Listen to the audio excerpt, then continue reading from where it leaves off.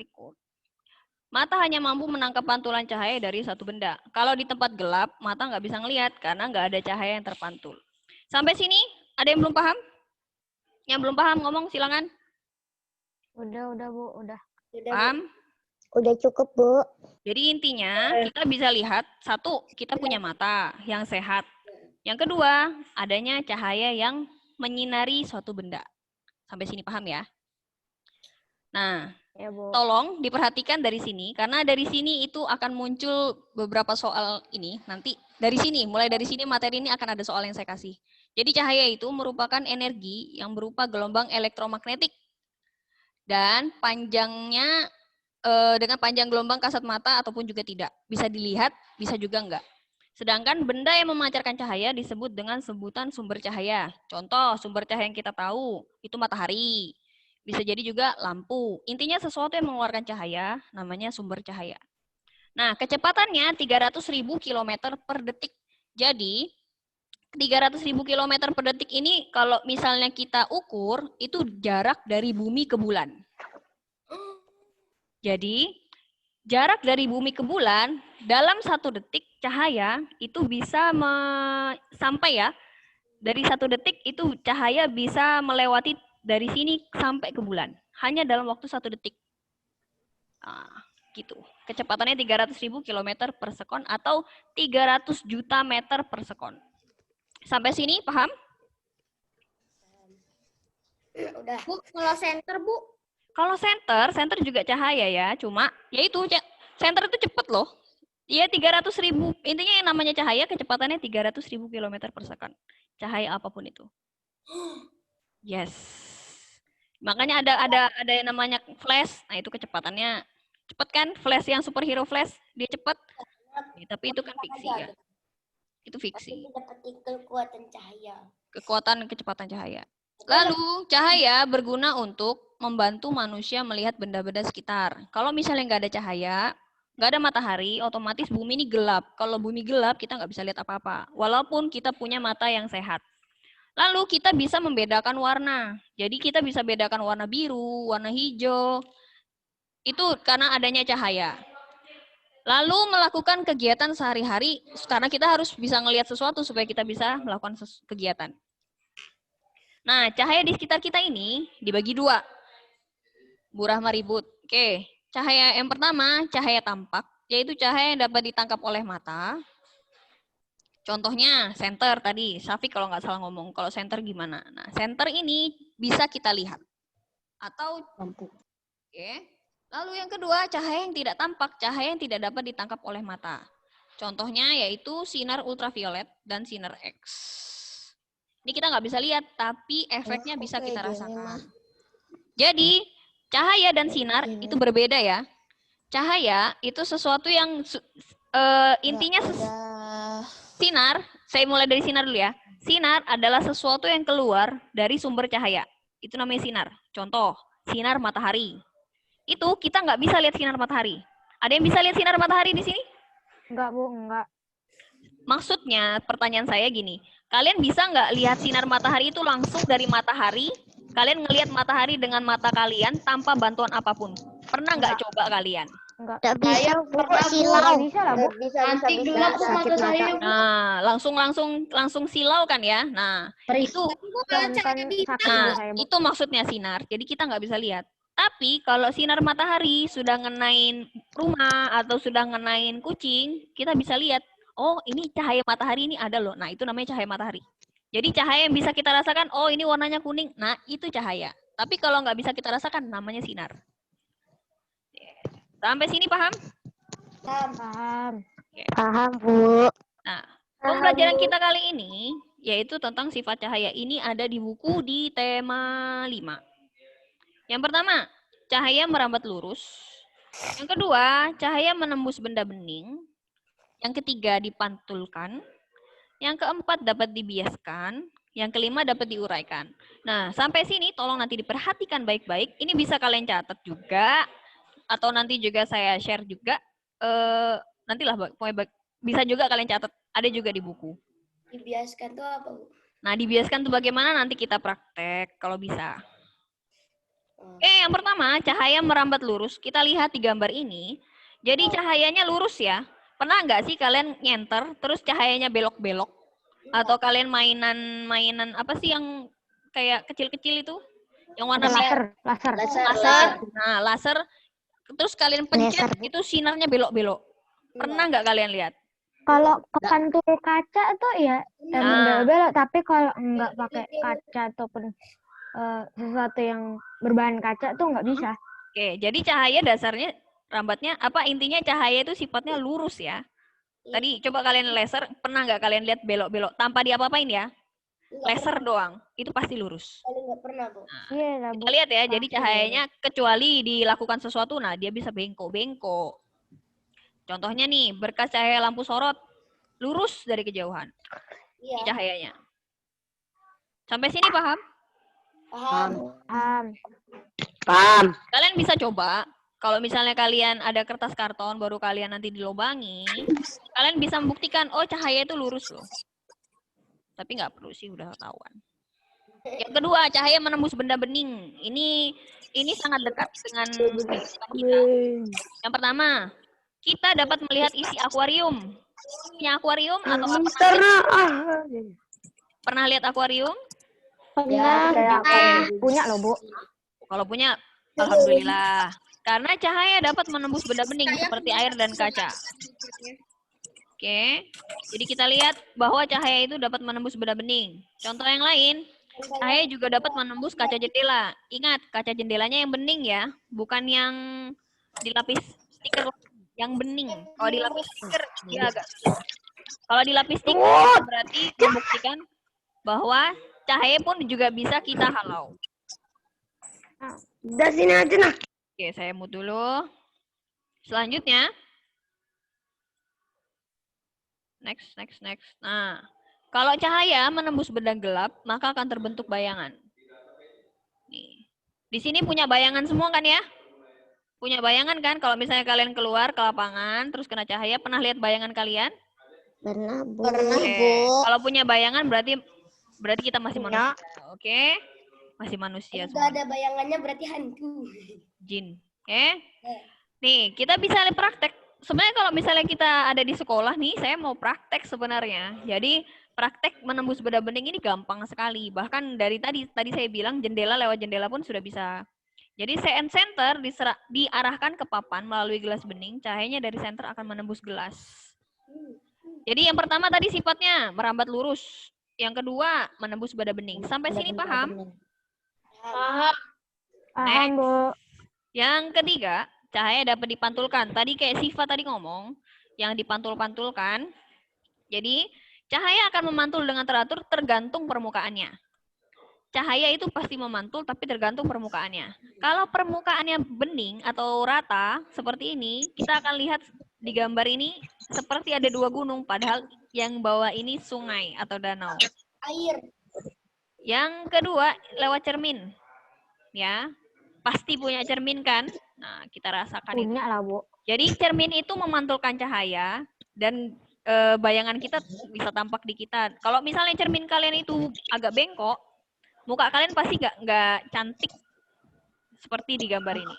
Beda lah. Nanti saya tampakkan kalau misalnya cermin kalian bengkok. Jika permukaan bidang pantulnya nggak rata, cahaya akan mengalami pemantulan yang baur. Nih kita lihat ya. Kalau misalnya kecepatan. Kalau misalnya yang tadi ini hasilnya bening, hasilnya sama seperti yang benda nyatanya. Kalau permukaan bidangnya nggak rata, dia akan kita lihat nggak jelas. Nih, seperti sungai yang bergerak terus, pantulan bidangnya juga akan nggak jelas.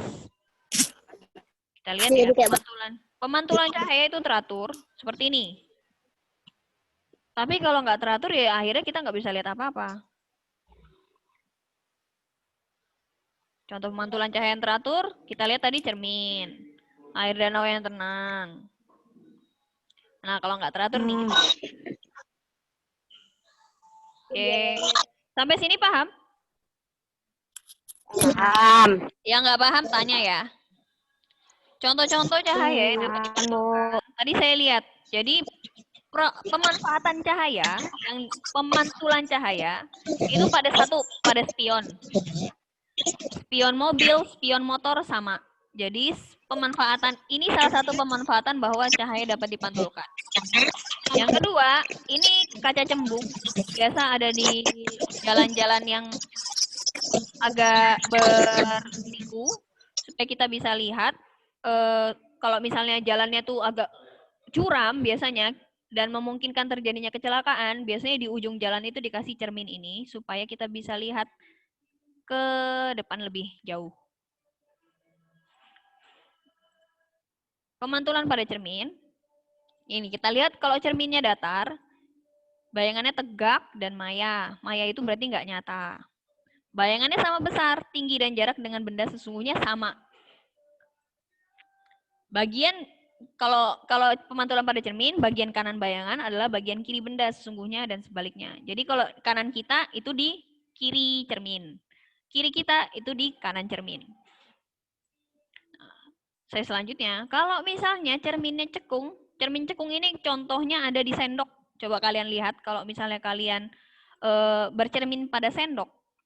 Kalau misalnya bendanya kita dekat dengan sendok itu, bayangan kita akan tegak, muka kita lebih besar, dan semu. Tapi kalau cukup jauh, bayangannya nyata, terbalik, diperbesar lagi. Jika letak benda jauh dari cermin, bayangannya nyata, terbalik, lalu diperkecil. Biasanya muka kita nanti akan mencong-mencong tuh kalau pakai ini nih. Nah, kalau cermin cembung, tadi saya udah kasih tahu contohnya ada pada Semu itu apa, Bu? cembung ini biasa di kaca spion kalian. Jadi bentuknya tuh agak nonjol ke luar. Itu namanya cembung. Kalau cekung itu nonjol ke dalam. Contoh kayak sendok. Sendok kalau kalian makan pakai sendok, bagian yang kalian pakai untuk makan namanya cekung. Coba ya, saya stop share dulu, stop share. Cekung dan cembung. Contoh ya, ini sendok nih ya, Iya, sendok. itu cekung dan cembung itu. Bagian yang dalam ini cekung. Cembung keluar. Bagian yang luar namanya cembung. Coba kalian sesekali coba kalian lihat tampak muka kalian kalau misalnya kalian bercermin di cekung ataupun cembung. Itu biasanya kalau di cembung muka kita akan agak lebih panjang kayak gitu. Itu. Sampai sini cekung cembung paham? Paham. Perut kalian buncit, itu cembung berarti. Oke. Next. Yang ini sekedar pengetahuan aja, nggak terlalu dalam saya bahas untuk yang cekung cembung. Biasanya nanti di kelas 5 atau 6 nanti akan dibahas. Next ya. Biar sekedar tahu aja kalian. Bayangannya tegak, ukuran bayangannya lebih kecil dan lebih semu. Nah, yang keempat, cahaya dapat dibiaskan. Saya agak ngebut ini. Contohnya kolam renang. Kolam renang itu biasanya yang dalamnya sampai 10 meter bisa terlihat cuma sekitar 1 meter karena cahaya yang masuk ke dalam kolam renang dibiaskan. Jadi kalau kolam renang itu biasanya tampaknya, ini kayaknya cetek nih, nggak terlalu dalam. Begitu masuk, dalam. Pernah merasakan seperti itu? Pernah. Kenapa? Kelas Efek cahaya. saya malah di sungai. Saya tenggelam. Waktu kelas 2. Oke. Jadi, salah satu efek cahaya itu dapat dibiaskan. Jadi, dibiaskan itu maksudnya dibelokkan. Dibelokkan. Nih, pembiasan cahaya juga terlihat pada kayu yang terlihat patah. Kita lihat ya. Nih, kayu ini sebenarnya lurus. Tapi ketika di dalam air, terlihat kayak bengkok kayak gitu kan, Bu? yes. Bumerang. Yes. Kalian coba pensil dicelupkan ke dalam air, pensil akan terlihat patah dan lebih besar. Ada yang mau coba sekarang? Waktunya cukup. Itu lurus pensilnya, Bu, Jadi, tapi yang pertama, males ngambil gelas sama air. saya coba stop share. Ini ada air nih. Sayangnya sih bisa nggak ya? Ada pensil. Kita lihat bengkok apa enggak. Sayangnya air. Beneran Tarik mau ya? dimasukin ya? Di gelas kaca, Bu. Pakai botol. Kaca aja, Bu. Gelas kaca. Kalau ini kelihatan nggak ya? Akbar. Sedih. Kelihatan nggak ini? Kok nggak? Wow. Wow. Lebih mudahnya lagi. Pernah coba sulap kayak gini nggak? Yang kayak gini-gini? Oke. Ya pernah. Oh, yang ini. Ini salah satu proses pemanfaatan bahwa cahaya dapat dibiaskan. Jadi kalau misalnya kayak gini, ini kan lurus ya. Tapi Iya. kalau misalnya kita goyang-goyang, itu ilusi mata. Ini salah satu pemanfaatan bahwa cahaya dapat dibiaskan. Tampak seolah-olah dibengkokkan. Oke? Oke. Tapi kalau kayak gini mana kelihatan? Ingat harus pelan-pelan. Nih, kayak gini. Itu bengkok. Itu termasuk salah satu pemanfaatan cahaya dapat dibiaskan atau dibelokkan. Sampai sini paham? Paham. Oke. Kelihatan kayak karet. Selanjutnya saya share screen lagi. Selanjutnya cahaya dapat diuraikan. Diuraikan itu apa lagi? Cahaya dapat diuraikan menjadi berbagai macam warna dengan menggunakan prisma. Prisma itu tampak seperti ini. Kalau misalnya di dalam kehidupan, contoh prisma itu kalian lihat, pernah lihat CD atau DVD? Kaset Bu. Kaset Punya banyak, Bu. Ya, Bu, kaset. Saya banyak kaset. Oke. Kalian lihat belakangnya. Ya. Kalian lihat belakangnya, warnanya warna-warni kan? Hologram. Nah, Itu konsepnya prisma seperti itu. Jadi cahaya dapat Hologram gitu kan, Bu? yes, hologram. Nah, pelangi adalah salah satu contoh bahwa cahaya dapat diuraikan menggunakan butir-butir hujan. Jadi cahaya itu sebenarnya putih atau kuning ya, putih. Tapi ketika dia kena air, dia akan diuraikan menjadi 7 warna. Seperti itu. Jadi diuraikan cahaya itu satu warna, tapi ketika diuraikan akan tampak berbagai macam warna. Sampai sini paham?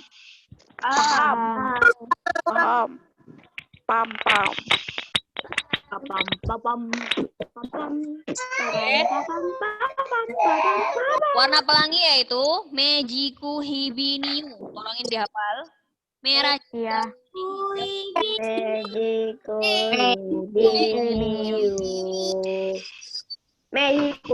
Nah, penguraian cahaya. Tadi saya bilang, contoh penguraian cahaya dapat kita lihat di pelangi. Pelangi terjadi karena cahaya matahari mengenai titik-titik air yang ada di udara. Lalu cahaya tersebut akan terpantul dan terurai jadi berbagai warna. Saya pernah percobaan juga. Jadi saya coba di cakram warna, 7 warna pun ketika kita menggunakan kecepatan tertentu, dia akan jadi warna putih. Jadi satu warna diuraikan bisa jadi 7, lalu 7 warna digabung bisa jadi 1. Maksudnya kayak mana, Bu? Gini, ketika saya coba, ketika kalian pernah coba pelangi kan ya? Atau Pernah. lihat warna pelangi. Nah, kalau di DVD itu saya buat di DVD, itu saya kasih warna 7 warna, merah, jingga, Mejiku Hibiniu itu, lalu saya putar. Ketika saya putar, yang tampak itu bukan warna 7 warna itu, tapi yang tampak warna putih. Jadi, itu membuktikan bahwa satu warna itu terdiri dari beberapa warna yang tergabung. Seperti itu. Sampai sini paham? Bu, ada yang baca. Nah, selesai dah. Paham. Sekarang siapkan kertasnya. Siapkan kertasnya. Cukup tulis saja. Langsung dijawab. Ditulis jawabannya saja. Oke. Disiapkan di kertasnya. Lalu nanti kalau sudah selesai, ditaruh di Edmodo. Nanti saya kasih siapkan juga di Edmodo. Ya, setengah jaman lagi lah. Silakan. Jam, oke. Yang pertama, ingat. Pelajaran IPA, Kak, Bu. Ya. Menerapkan sifat cahaya. Tidak usah. Jawabannya kan? Dijawab. Tidak usah di. Ibu, jawabannya aja. Ya, jawabannya saja. Oke. Penggunaan kaca spion. Ingat tadi kaca spion. Menerapkan sifat cahaya apa? A. Merambat lurus. B. Menembus benda bening. C. Dapat dipantulkan. D. Dapat diuraikan. Nanti saya juga bagikan soalnya. Sudah ya?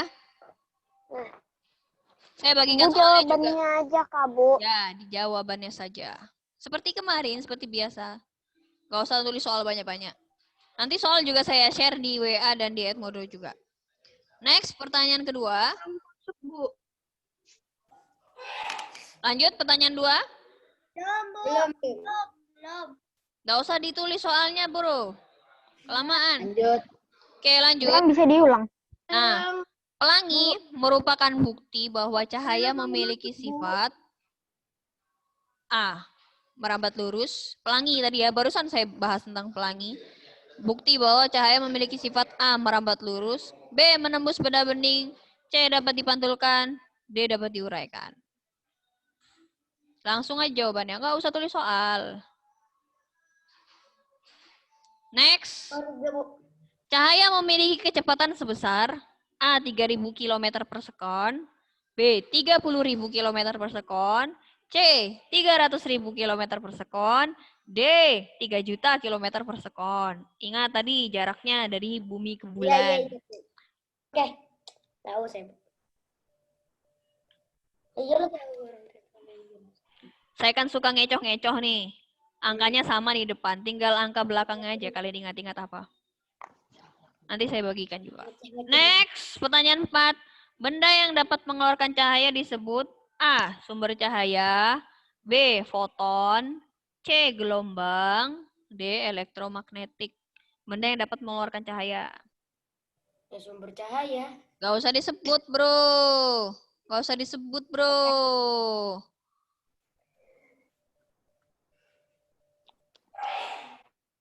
Sultan nih rajin betul. Disebutkan nih jawabannya. Lanjut. Pertanyaan 5. Pertanyaan terakhir. Kamu mencoba memasukkan pensil ke dalam gelas. Tampak pensil seolah-olah terlihat bengkok. Hal ini membuktikan bahwa cahaya memiliki sifat A. Menembus benda bening. B. Dapat dibiaskan. C. Dapat dipantulkan. D. Dapat diuraikan. Nah, gitu aja. Udah. Sudah. Kalau sudah Selesai. nanti saya siapkan juga kolom Edmodo-nya plus soal-soalnya untuk yang agak lambat masuk ke Zoom ini juga. Plus juga nanti saya share ke grup WA supaya bisa. Bu, tolong ulangin yang nomor 2, Bu. Nanti saya share. Oke? Karena Bu, berhubung ulangi yang nomor 3, Bu. nanti saya share. Berhubung waktu kita terbatas, beda kalau kemarin ya, waktu kita terbatas, jadi sampai sini pembelajaran kita. Kalau misalnya ada yang kurang paham, bisa tanya ke saya, bisa japri ke WA saya juga bisa. Oke, sampai sini sudah paham semua ya? Bu, nomor 3, Bu. Nomor 2, Bu. Ketinggalan. Share. Sudah habis waktunya. Oke. Bentar, stop share. Ya sudah, Bu. Oke, sampai sini. Terima kasih atas perhatiannya. Nanti saya share. Benar deh, saya share nanti. Tolong disiapkan nanti. Oke. Siap santuy. Sekarang saya kembalikan ke Pak Musradi. Baik, terima kasih Ustazah Uli atas penyampaian materi IPA-nya yang sangat luar biasa ya. Gimana sahabat? Masih semangat sampai siang hari ini? Ya. Ya, lebih bagus daripada Pak Randi. Ya. Mic-nya di ini aja, dinyalakan aja, dinyalakan. Ustaz Randi mau dengar suara kalian yang sudah lama nggak terdengar dan terngiang. Oke.